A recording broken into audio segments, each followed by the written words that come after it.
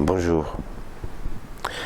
Je voulais commencer la séance vidéo aujourd'hui en parlant de quelque chose qui nous concerne tous. Aujourd'hui, face à cet événement planétaire, nous sommes confrontés à la maladie, à la mort et à la peur d'un lendemain que nous ne connaissons pas. Aujourd'hui, nous devrions prendre conscience aussi de la réelle valeur des choses et des gens qui sont réellement importants. Personnellement, je me rends à l'évidence que parmi nous, nombreux, ont cumulé de l'argent, des biens matériels, parfois bien plus de ce qui peut être nécessaire. Pourtant, aujourd'hui, avoir une belle voiture n'a presque pas d'utilité.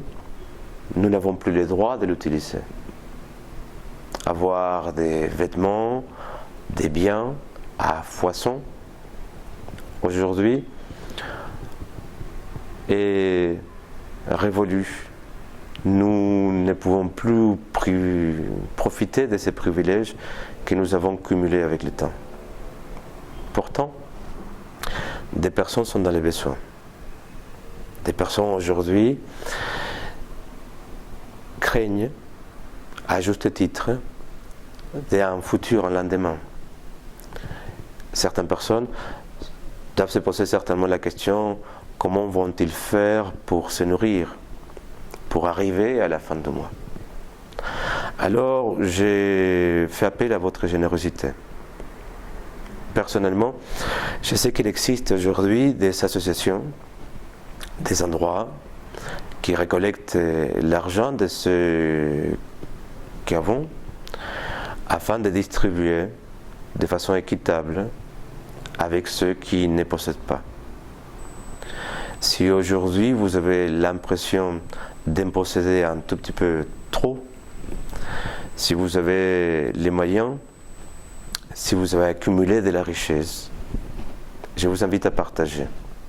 Pas avec moi, bien évidemment, mais à contacter les associations, les fondations et tous ces groupements de l'État, et puis parfois non étatiques, comme le Rotary, afin de donner.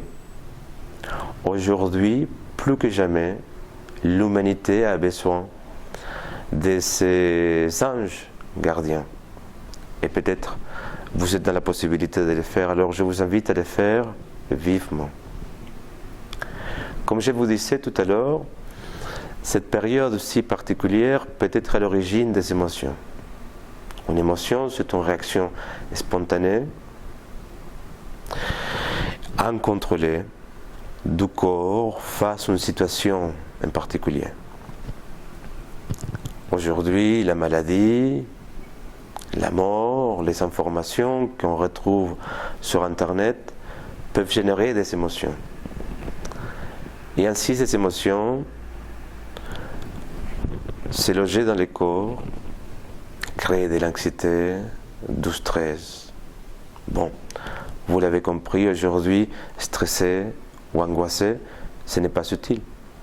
Puis, quoi faire lorsque on est traversé par une émotion? Je connais une technique que nous utilisons en tant que thérapeute en cabinet et qui permet de traverser une émotion afin de se sentir mieux, afin de retrouver un équilibre émotionnel rapidement. Je vais vous expliquer comment faire. La première des choses à mettre en place, c'est un cadre dans lequel vous pouvez travailler pendant quelques instants. Si vous avez du monde autour de vous, si votre confinement est partagé avec d'autres personnes, n'hésitez pas à prévenir ces gens autour de vous, leur expliquer que vous avez besoin peut-être d'un peu de calme, afin de vous retirer pour travailler sur vous. Lorsque vous serez assis ou allongé, Fermez les yeux et cherchez à retrouver un peu de calme, un peu de sérénité. Respirez par le nez et soufflez par la bouche plusieurs fois jusqu'à retrouver un état similaire à celui de la méditation, ou alors un état qui puisse être similaire à celui dans lequel on se retrouve lorsqu'on cherche à prier parfois.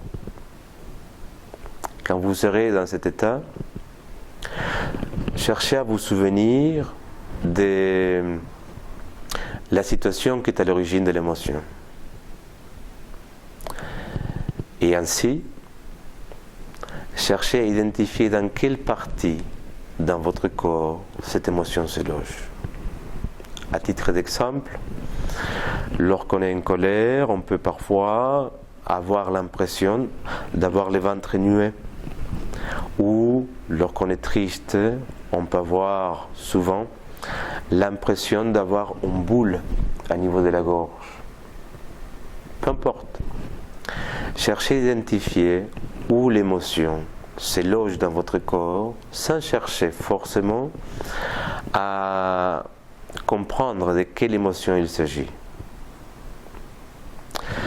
La suite fait appel à votre imaginaire. Toujours avec les yeux fermés, imaginez prendre l'émotion, la sortir de votre corps, de chez vous, et la placer quelque part devant vous. Donnez à cette émotion, mentalement, dans votre imaginaire, la forme d'une porte.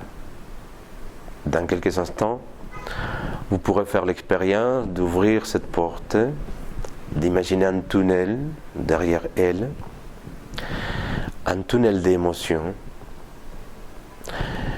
et de traverser l'émotion afin d'aller de l'autre côté. La seule condition, c'est une fois que vous aurez ouvert cette porte, vous devez continuer d'avancer et à aucun moment vous arrêter. Imaginez alors ce tunnel, avancez à votre rythme, traversez l'émotion, dirigez-vous vers le bout du tunnel. Lorsque vous serez sorti, en imagination, fermez la porte derrière vous. Cette technique, comme je vous disais tout à l'heure, qu'on utilise très souvent en cabinet d'hypnothérapie, afin d'aider les gens à traverser des émotions comme la tristesse, la colère, la peur, bien souvent à l'origine des situations difficiles comme la maladie, l'approche de la mort, la séparation ou un deuil, permet ainsi de retrouver des émotions ou des états émotionnels différents. C'est ainsi que traverser la colère peut parfois vous amener à retrouver la calmie. Traverser la tristesse peut bien souvent vous amener à retrouver la sérénité. Traverser la rage peut parfois vous amener à rencontrer un peu de calme ou un peu de souplesse émotionnelle. Maintenant, c'est à vous de le faire. N'hésitez pas à partager ces connaissances avec des personnes de votre entourage qui ont besoin.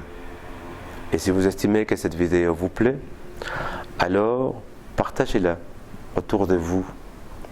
Mais en priorité, partagez-la avec les personnes que vous estimez ont besoin. Je vous dis à la prochaine vidéo.